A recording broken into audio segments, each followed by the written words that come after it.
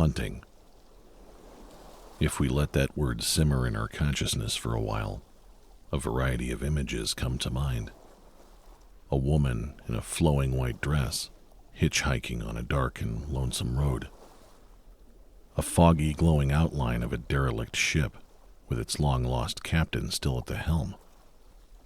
Or maybe a haunted house, full of hostile entities who only chase your Mario when his back is turned. Regardless of what images come to mind, it's likely a safe assumption that they don't include gills. But for a pair of Ontario fishing buddies who find themselves haunted, these ghostly gills are the stuff of nightmares.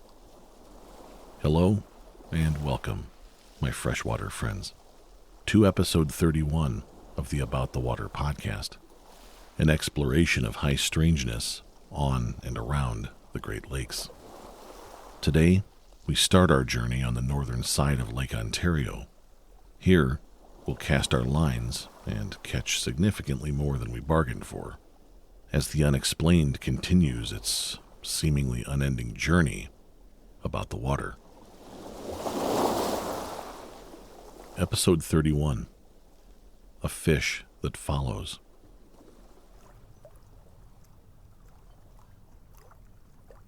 The rest of the world had completely forgotten about them.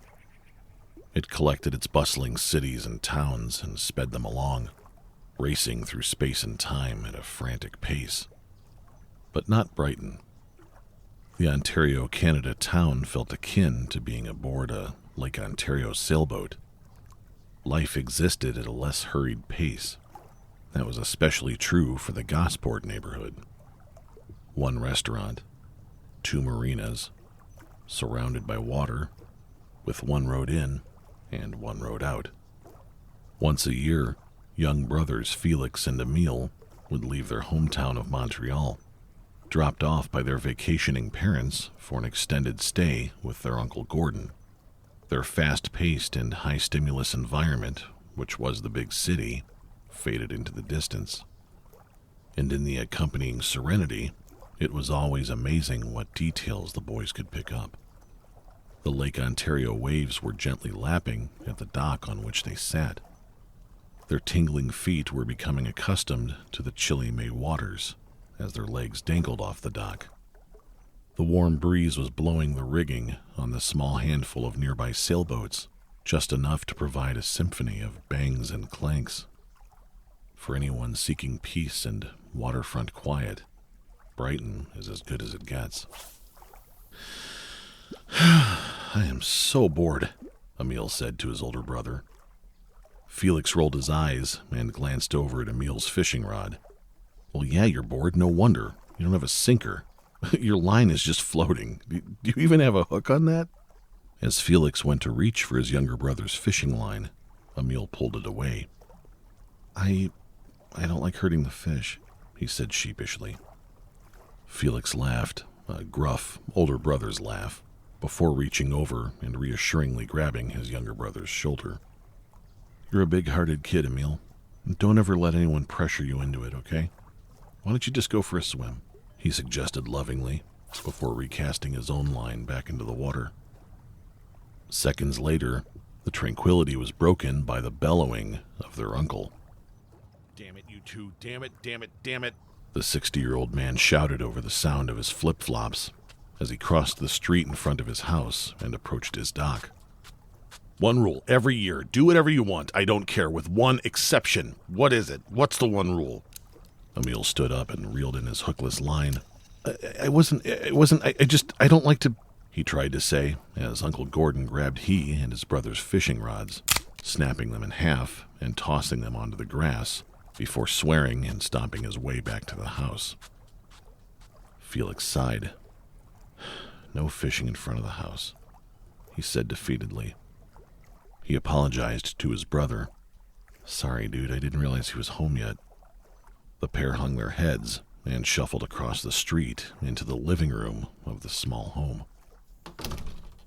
The boys sat awkwardly on the outdated olive green couch, which paired with the golden accents on the wallpaper perfectly. An early dinner was prepared by Gordon, served on paper plates, and eaten by the three without a single word being said. The very moment that Felix began to offer an apology, his uncle spoke. "Look, I'm sorry for breaking your rods. We'll go into town tomorrow and I'll replace them. You guys can ride your bikes to the park tomorrow if you want to fish, or the marina, you can fish there. Just not in front of the house, okay?" As Gordon spoke, the boys could see him looking through the home's bay window towards the dock. "Oh, damn it, you guys, damn it!"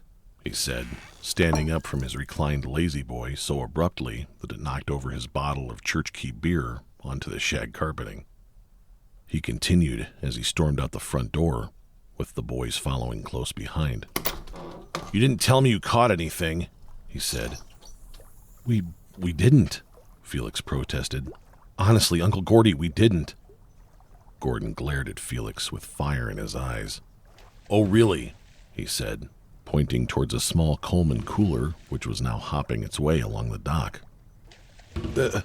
Honestly, Uncle Gordon, it's empty," Emil offered as he watched in disbelief. The sound of water sloshing inside was unmistakable. With each flap of what could only be a tail, the cooler would move. Uncle Gordon paused, eerily silent for a moment, before he began to panic. No, it can't be. It can't be. One rule, guys, one rule! Uncle Gordon stuttered as he pointed towards the cooler, instructing, "Grab it, bring it to the garage, now!" The puzzled boys, nervously, did as instructed. Gordon walked over to his old army footlocker which he kept in the garage, grabbing something that was wrapped in a small greasy towel and sticking it in the glove box of his old Dodge pickup. He then yanked the cooler from Emil's hand, at which point the fish inside went crazy. The water sloshed, and the small cooler wiggled around in Gordon's hand.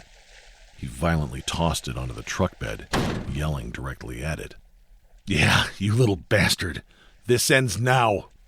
He stomped his way to the driver's side door, shouting for his nephews to climb inside, before he started the truck and headed into town. Uncle Gordon laughed out loud each time the cooler slammed against the side of the truck bed as it slid around, and after a few intentionally abrupt rights and lefts through town, the three pulled into a driveway. Gordon laid on the horn until a disheveled older man opened the front door. His unkempt curly white hair was sticking out unevenly in all directions, and his unbuttoned flannel shirt looked most obviously slept in. "Angus, we gotta go, come on! 9mm, grab some 9mm, Gordon shouted. The man at the front door shrugged, asking what in the world the matter was. Gordon put his head in his hand for a moment and then leaned out the window, saying, "The boys caught a fish, Angus." A look of absolute terror formed on Angus's face, and with a frantic nod of agreement, he disappeared back inside the house, quickly returning and running back out to the truck. He flung the door open and squished Felix and Emil up against Uncle Gordon as he climbed in and pulled the door shut again. Angus reached over to Uncle Gordon, handing him 3 boxes of 9mm pistol ammunition, as his nephews gasped at the sight. "Oh, sorry, I didn't see you kids there," Angus replied. "Hey, Gordy, whose kids are these?" As Gordon backed out of the driveway, he made a round of introductions. During the 15-minute or so drive out of town and into the thick woods, Angus eventually broke the uncomfortable silence by asking, "So, Gordy, do these kids know?" Their uncle shook his head no. "Oh, okay," Angus said. "Can I tell him?" Gordon, after a few moments of contemplation, nodded his head yes with a sigh. And Angus laid it all out. "You see, kids, your uncle used to be the best fisherman in all of the Great Lakes. You could just tell him what size and what kind you wanted, and whoop, he'd pull it right out of the water. But he's kind of a coward, so he never wanted to do it competitively, you know. And actually, it's probably why your Aunt Emma left him." "Huh. Hey, Gordy, I wonder if that's why Emma left." The sound of an empty orange crush can bouncing off Angus's head made the boys flinch and then laugh. "Stick to the need to know, Angus," Gordon demanded. Yeah, sorry, Gordy, Angus said. "I just got carried away. Anyway, your uncle was too cowardly to fish competitively until one time we were up on the south side of Lake Superior, up in the Keweenaw Peninsula, and me and two other guys talk his ass into it. And your uncle gets really into it. He gets his spidey senses going and he starts pulling them out. Trout, huge ones. The thing is, then he gets this catfish. He tosses it back and recasts his line and catches the damn thing again.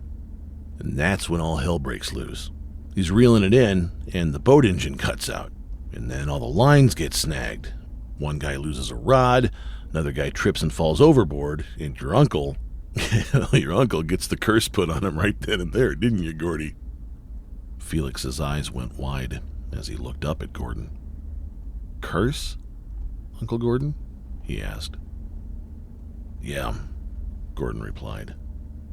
I was so pissed at the catfish the second time that I didn't remove the hook.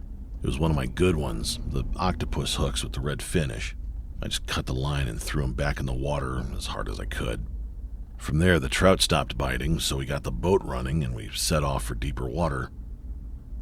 Then, Angus added, 5 miles away, he catches the same fish again. Ooh.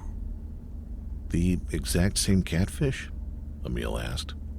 The three turned and looked at Uncle Gordon, who nodded yes. He still had my red hook in his lip, plus the new one that he bit on, which I also cut off the line and let him keep as a little souvenir. Yeah, as crazy as it sounds, that fish swam 5 miles, kept up with the boat. Uncle Gordon turned his head and looked out the rear window of the truck and shouted at the cooler. "Big mistake, wasn't it? Big frickin' mistake!" "Anyway," Angus added, "so we ditched the tournament because of the crappy boat, eh? But a few weeks later, we're in Indiana. We're out on this lighthouse pier in Michigan City, and your uncle, he screams like a little girl and he jumps back. Sure enough, laying right there at his feet." Angus paused in his own disbelief. If it wasn't that same catfish again. Before Felix could ask how he knew it was the same one, Gordon answered, as he pulled the truck over at the end of the road. "Still had my 2 red octopus hooks in its damned lip, plus a different hook I was using that day. I took that hook out, and I tried to remove the 2 red ones. To make peace, But I just freaked out. I got so scared I threw him back in." Emil asked his uncle if he had ever seen the fish in Lake Ontario before. Gordon stopped, staring into the distance, as his face contorted into an expression of equal parts fear and anger. He opened a box of the ammunition that Angus had brought and loaded one of the magazines for his pistol. Then he lowered the tailgate, and the boys watched in amazement as the cooler hopped its way off the truck bed, as if trying to escape. Uncle Gordon glared furiously at the cooler. 2 years later, I catch him near Toronto, and then I catch him again in Port Dover, and then again in Kingston, Gordon shouted at the cooler. "But never again! You hear me in there? Never again!"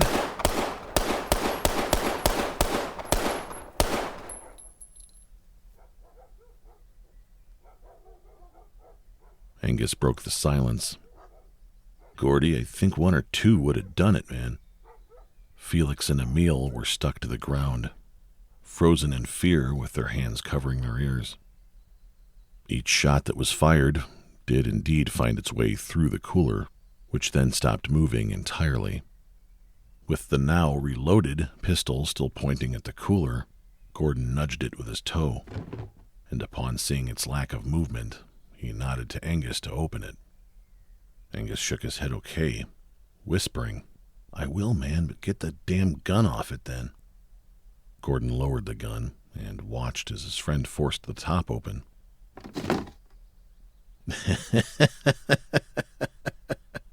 Angus began to laugh. "Gordy, you ain't gonna believe this, man," he said, as he showed the other 3 the contents of the cooler.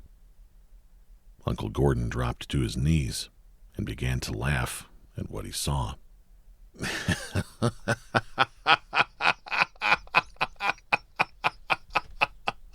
Inside were 2 octopus fishhooks with Gordon's preferred red finish, and absolutely nothing else.